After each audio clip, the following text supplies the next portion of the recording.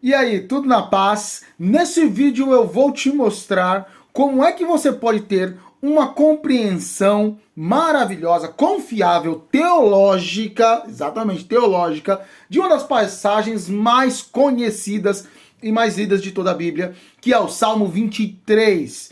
Porque muita gente, na hora que está fazendo seu devocional, cita o Salmo 23, você ouve as pessoas falando, mas o que significam todas aquelas expressões, o Senhor, meu pastor, nada faltar, o cajado de Deus, o que significam essas expressões, o que significam essas coisas neste salmo maravilhoso? Se você quer ter uma compreensão, de uma forma simples, de uma forma direta, com certeza você precisa de uma Bíblia de estudo, é bem simples.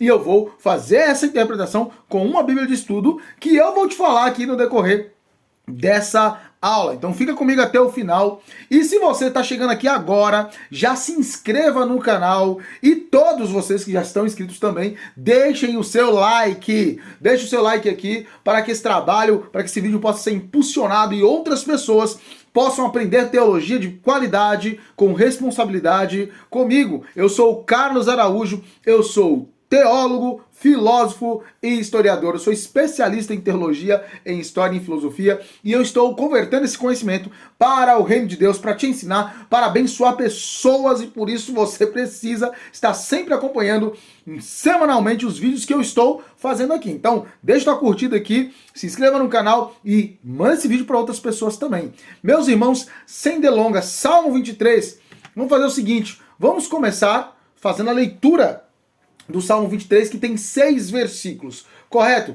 Olha, essa Bíblia de estudo que eu estou utilizando aqui, que depois daqui a pouco eu falo para você que Bíblia é essa, ela vai trabalhar na Almeida Revista e Corrigida, ou seja, para quem é mais clássico aí, sabe que é uma linguagem que não é tão simples, mas é uma linguagem muito bonita, muito bela da Bíblia. Inclusive, eu tenho um irmão que esses dias ele falou, olha, eu quando leio Salmos, eu gosto das versões NVI, por exemplo, que eu prefiro sempre a NVI, né?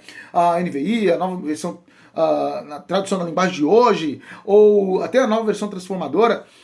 Bíblias excelentes, porém, eu gosto de ler Salmos na Almeida Revista e Corrigida. Por quê? Porque parece que eles ficam mais poéticos, mais bonitos, porque é uma linguagem bastante culta, né? Bastante formal e fica bem, mesmo interessante. Então eu vou ler ele, provavelmente às vezes que você viu o Salmo 23, você viu nessa versão, eu vou lê-lo na versão que essa Bíblia ela utiliza, então alguns diriam até aí por aí, ah Carlos, então essa é a Bíblia raiz, hein? Não é necessariamente, as versões são várias, as traduções são várias e, claro, se você tiver um teólogo de referência que possa se consultar para quando você for ler a Bíblia, e eu sou um desses, por exemplo, se você está aqui porque eu sou o teu teólogo de referência, você precisa saber se a versão é boa. Se a versão for boa, cara, não importa se é uma ou outra, mas essa aqui é uma clássica. Bora lá? Salmo 23, então, vou ler para você. O Senhor é meu pastor, nada me faltará. Versículo 2, deitar-me faz em verdes pastos, guia-me mansamente às águas tranquilas. 3, refrigera minha alma, guia-me pelas veredas da justiça, por amor do seu nome. 4, ainda que eu andasse pelo vale da sombra da morte, não temeria mal algum, porque tu estás comigo, a tua vara e o teu cajado me consola. 5, preparas uma mesa perante mim, na presença dos meus inimigos, unges a minha cabeça com óleo, o meu cálice transborda. E o 6, certamente que a bondade e a misericórdia me seguirão todos os dias da minha vida e habitarei na casa do Senhor por longos dias. É praticamente uma declamação. A gente declama algo tão belo, tão maravilhoso, sem dúvida alguma, o Espírito Santo inspirando o rei Davi para trazer uma mensagem do coração dele. Mas quando você lê, claro que você já deve ter ouvido muitas mensagens e tudo mais, mas quando você está meditando no Salmo 23, Deus vai falar com você, mas o que é que vem na tua mente?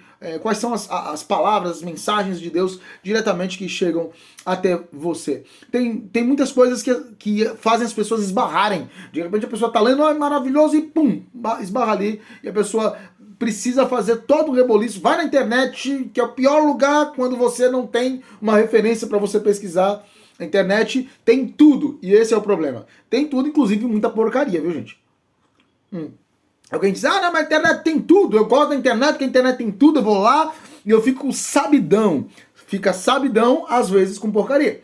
E aí, às vezes, consumindo coisas ruins, erradas, que não tem um rigor teológico, escriturístico razoável, e aí você acaba reproduzindo, pode correr o risco de reproduzir, acreditar primeiro e reproduzir crenças que são contrárias àquilo que a palavra de Deus ela mesma fala. Né? Então tem que tomar muito cuidado. Então o melhor não é, nunca é. Tá, mas aí vai comprar livros. Sim, é sempre indicado. Porém, um meio mais fácil é uma Bíblia de estudo. Que tem muitas por aí, e como eu disse, existem muitas que não prestam, tem muita Bíblia de estudo que não presta, mas essa aqui é uma das Bíblias de estudo que eu indico. E eu quero que você primeiro veja os comentários dela. Eu vou fazer uma leitura dirigida e comentada aqui, certo? Vamos versículo por versículo e ver o que essa Bíblia vai falar. Salmo 23, versículo 1, o Senhor é meu pastor, nada me faltará. Né? É o mais citado, as pessoas brincam até com isso. Pastor, me paga um pastel. Ah, mas como assim paga um pastel? Porque o Senhor é meu pastor, nada me faltará. As pessoas fazem comédia com os pastores. Pastor sofre, pastor ganha pouco muitas vezes e os irmãos ficam tirando onda com a cara do pastor, que absurdo. Mas o Senhor é meu pastor. Aí a primeira nota de estudo vai falar assim, Salmo 23, 1, o Senhor. Olha que legal, ele fala assim, ó, o Senhor é frequentemente chamado de pastor de seu povo. Frequentemente. Não é só no Salmo 23 não, meu irmão. Frequentemente ele é chamado de pastor. Não é novidade davídica aqui no Salmo para que você fique curiosinho, não. Não. Frequentemente no Antigo Testamento ele é chamado de pastor do seu povo. Que povo? O povo de Israel. Eu não vou ler as referências cruzadas aqui por conta do tempo, tá bom? Mas eu vou citá-las. Aí ela fala aqui, ó, Salmo 74, versículo 1 diz isso, no Salmo 80, versículo 1 também fala, em Isaías, capítulo 40, versículo 11 também diz, Ezequiel, capítulo 34, versículos do 11 ao 16 também falam isso. Olha que interessante, a Bíblia de Estudo, ela além de trazer um comentário de teólogos, exegetas, ou seja, que interpretam a Bíblia da maneira mais correta possível, que estudam a vida toda para isso, eles também trazem as referências cruzadas para que você possa comparar. Aí ele continua aqui. No Oriente Próximo Antigo, o que é isso, meu Deus? O Oriente, tá vendo que você precisa de mim aqui também? O Oriente Próximo Antigo, queridos, seria aquela região ao redor de Israel. A região que Israel faz parte, né? Você vai pegar Síria, até o Egito mesmo, né? Você vai pegar a Babilônia, a Pérsia, todas essas regiões ali, elas são chamadas de Oriente Próximo Antigo. Ele fala, ó, no Oriente Próximo Antigo, os reis eram normalmente conhecidos como pastores do seu povo. Olha aí, você acha que Davi tá dando ponto sem nó? Você acha que Davi tá falando negócio à toa? Você acha que o Espírito tá levando... Não, ele tá trazendo uma compreensão para o povo. Olha, da mesma forma, o Senhor é teu pastor, então o Senhor é teu rei também.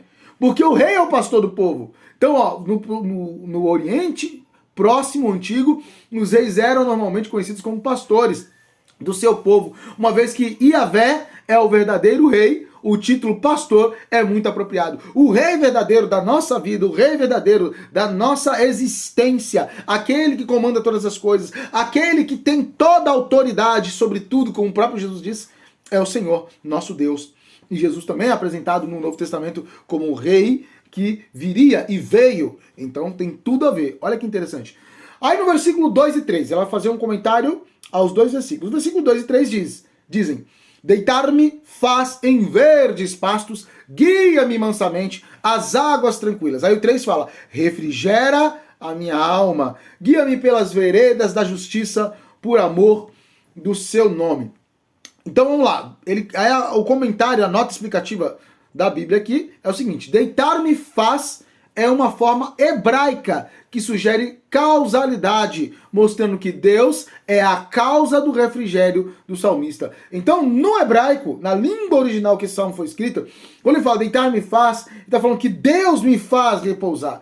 Quem me dá o repouso é Deus. Não são as minhas condições, não é a minha força, não é aquilo que esse mundo maluco coloca e as expressões que o mundo traz para mim, não é. É Deus o único capaz, e a Yahvé, como provavelmente diriam os judeus, Yahvé é quem traz, é quem me coloca a cabeça no travesseiro e faz eu dormir a noite toda. É ele, certo? Então, ele coloca, Deus é a causa do refrigério do salmista. Aí ele fala, sobre refrigera minha alma, aí ele coloca, ver nota em Salmo 19, versículo 7 ao 9, que nós não vamos, você pode ler depois Salmo 19, versículo 7 ao 9, depois que eu citar a Bíblia aqui, você vai atrás dela lá. Ele fala, veredas da justiça. Pode ser uma ideia dupla. De acordo com a imagem de pastor e ovelha, a expressão pode significar caminhos seguros que estão livres de perigo. Então, veredas de justiça, como é pastor e ovelha, o pastor vai te guiar aonde? Por um caminho. Se você segue o caminho do pastor, você vai seguir o melhor caminho. Aí você ouve Jesus falando no Novo Testamento, eu sou o caminho, né? Olha, você acha que é à toa? Claro que não, a Bíblia está interconectada, meu filho. Só quem é cego espiritual não fez isso. Quem não estuda, quem não faz devocional, quem não se entrega. Aliás, para devocional, uma Bíblia de estudo é fundamental. Vai te ajudar na meditação de forma tremenda. Por isso que eu tenho feito cursos para ajudar pessoas que desejam aprender a ter devocionais constantes todos os dias e também aprender a manipular a palavra de Deus. Manipular não no sentido negativo, mas saber utilizar bem a palavra de Deus, né? Ele fala aqui, ó, veredas de justiça pode ter uma ideia dupla. Primeiro, de acordo com a imagem de pastor e ovelha, que a expressão pode significar caminhos seguros que estão livres de perigo. E aí?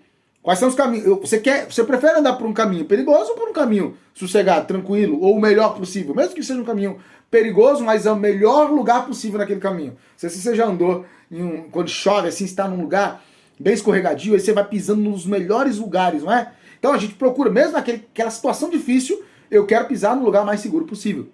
Pois é, quem aponta isso é o próprio Deus. Ele fala, no contexto mais amplo da literatura de sabedoria, o que é literatura de sabedoria? Salmos, provérbios, né?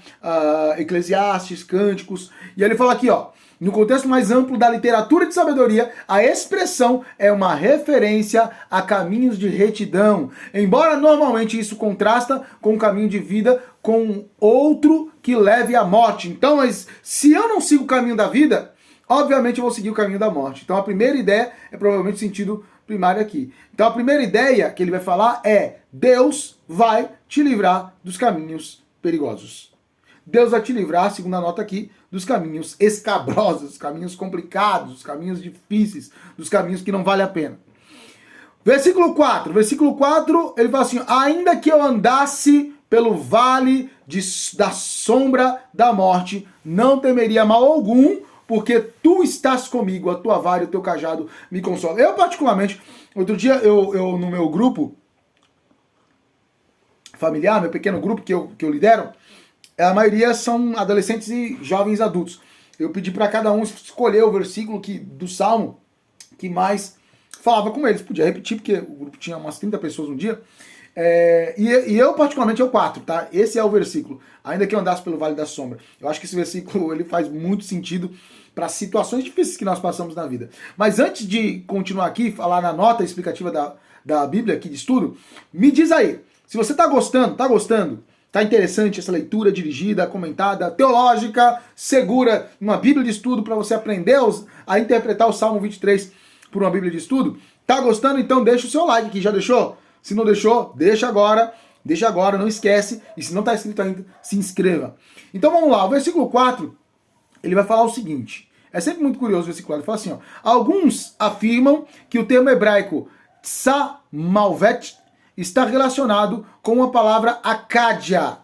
Que Acádia é um outro idioma, então a palavra hebraica tsamalvet está relacionada a uma outra expressão, que é uma expressão de um outro idioma chamado acádio, que é tselem, que significa trevas profundas. Trevas profundas, né? É esse vale da sombra da morte. Outros vão dizer que ele procede de duas palavras hebraicas, que é tsal e mof, que significa sombra da morte. Então, claramente, na própria tradução, mostra, da Almeida Revista Corrigida, mostra que eles optaram por essa segunda hipótese aqui. Aí ele coloca, o termo ocorre aproximadamente 20 vezes no Antigo Testamento. Então não é uma invencionice de Davi, está falando algo que as pessoas já tinham, já estava meio que comum na mente. Está claro que ele sugere escuridão intensa que representa um perigo extremo. Um perigo extremo. Então, claro, tem gente que até hoje tem medinho do escuro. Você tem medo do escuro? Na minha fase adulta, eu achava que eu já não tinha medo do escuro, até que um dia deu um blackout e eu desci do ônibus e eu estava indo para casa e não tinha luz alguma. Na época os celulares não funcionavam muito bem, era só aquela luz azul da tela. Quem é mais velhinho aí que nem eu sabe o que eu tô falando. E praticamente não iluminava nada, eu fiquei com muito medo.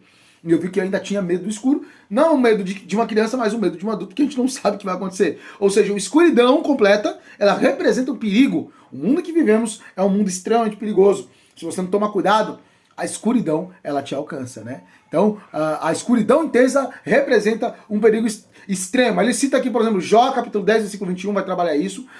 Jó 10, 21, Jó 28, 3, Jeremias 2, 6 também.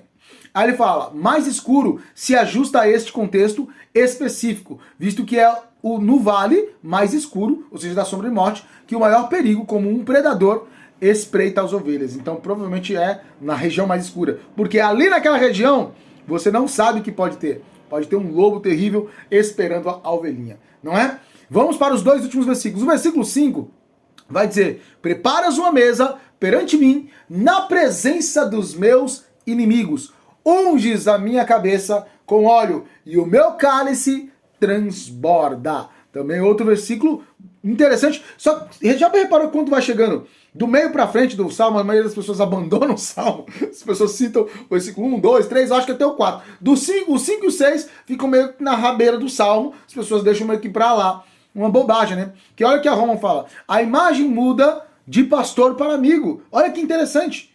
O Deus, o rei, que é pastor, porque o pastor era o rei, entendeu? E o rei era pastor, representava ali naquela região toda, agora ele vira amigo. Aí ele fala, a identificação de Yahvé com um pastor enfatiza seu cuidado e proteção, mas ele é muito mais do que isso para uma pessoa que tem uma estreita relação com ele. Repare, Deus é pastor. Porém, para quem se relaciona com Deus, sabe que uma das dimensões mais belas em Deus é que Deus não é apenas pastor, ele é amigo. Jesus vai falar lá em João 10 que ele é pastor, mas quando chega em João 13 ele vai falar que ele é amigo. Ele é amigo, então ele é nosso pastor, sim, porque ele cuida, mas ele é o nosso amigo porque ele convive conosco. Olha que interessante isso, né? Ele fala que, embora a proteção de inimigos ainda esteja implícita, tá nesse meio, esse amigo é um amigo que protege, não é qualquer amigo, não é esses amigos rueiros que as pessoas, alguns crentes arrumam por aí, amigos que querem te levar pro mundo, amigos que querem te levar pra rua, querem te levar pra distante do caminho e quando o bicho pega eles te abandonam. Outro dia um rapaz, ele se envolveu numa briga e na briga ele acabou apanhando e as pessoas deixaram ele lá, as pessoas que se diziam amigos dele. Olha que coisa triste, porque é isso que o mundo dá. Mas aqui não, Deus é um amigo que protege, tá implícito.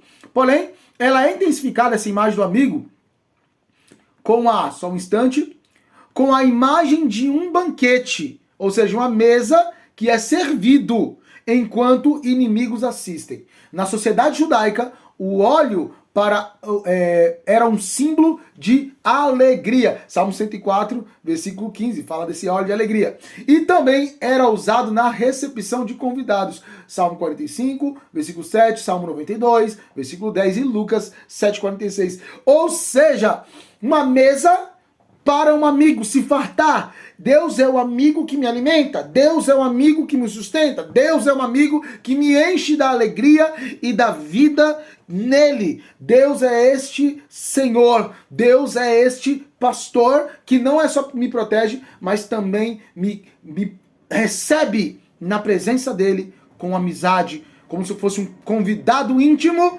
para viver o melhor que ele tem para a minha vida. Por isso Jesus ia falar que ele nos dá vida e vida em abundância, né?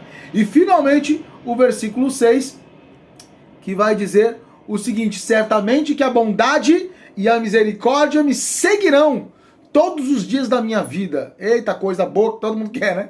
E habitarei na casa do Senhor por longos dias. Aí nem todo mundo quer.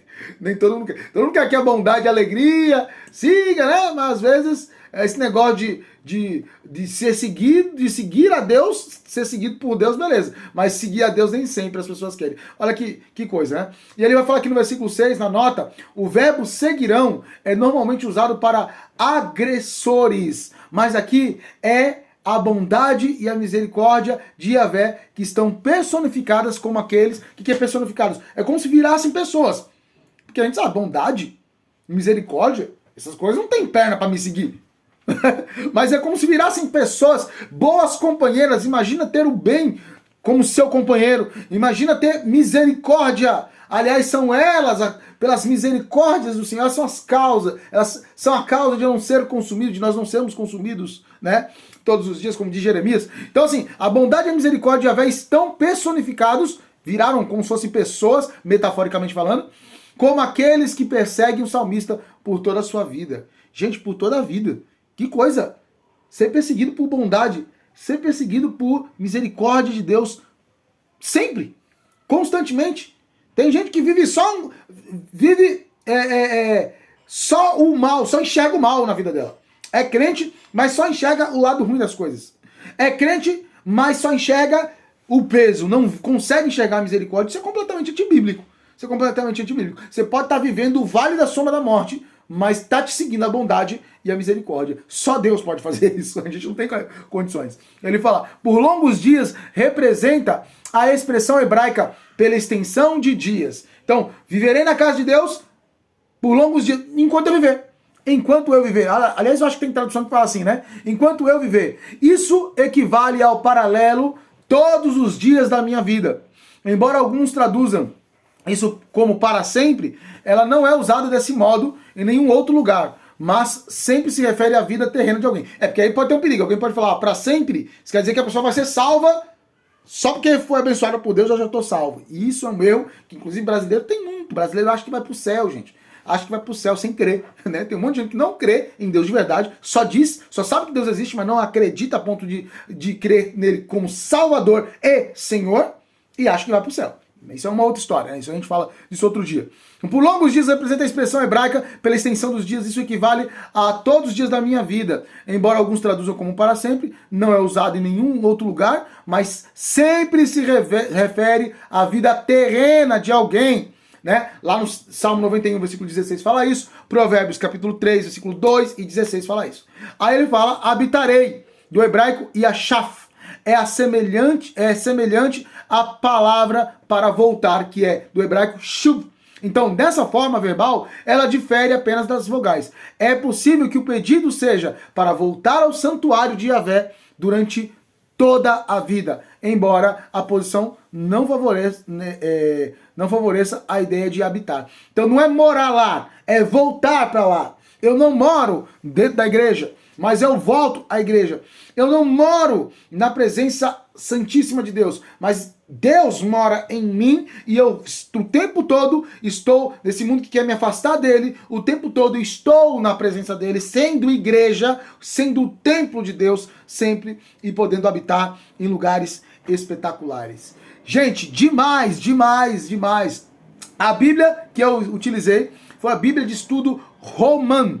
Bíblia de Estudo Roman, eu acho que é da CPAD, eu usei a versão, aliás, aqui, a versão CPAD, Bíblia de Estudo Roman. Essa Bíblia aí, se você procurar, ela vai estar numa média de um pouco mais de R$100, dependendo de onde você comprar, mas é uma Bíblia que vale muito a pena você ter. Olha os comentários ricos, tá? E tem mais coisas, tem notas de estudo paralelas e tudo mais, fora algumas passagens específicas. Você viu que ele atrás trouxe a tradução de várias palavras em hebraico. Tu sabe hebraico, meu filho? Eu não sei. Eu tenho uma familiaridade com grego. Hebraico não. Eu preciso sempre muito mais dos especialistas do que depende do grego. Do grego eu também preciso, mas muito mais do hebraico, porque eu ainda não sei, pretendo aprender, mas ainda não sei, estou aí caminhando, e essas Bíblias, elas nos ajudam. Bíblia Estudo Roman, e se você gostou, não esquece, meu filho, de mandar isso aqui para todo mundo que você conhece, porque esse canal precisa crescer. Você acha que esses comentários, um teólogo comentando uma passagem com uma Bíblia de estudo confiável, indicando para você, inclusive, você acha que isso aqui você encontra em todos os lugares? Claro que não. Então vamos valorizar, glorificando a Deus. Ore por minha vida, ore pelo ministério e divulgue para outras pessoas. Deus seja louvado e que fique com Deus. E até a próxima semana com mais um vídeo para abençoar a tua vida e ministério. E não se esqueça de deixar sua curtida. Fique na paz, fique com Deus.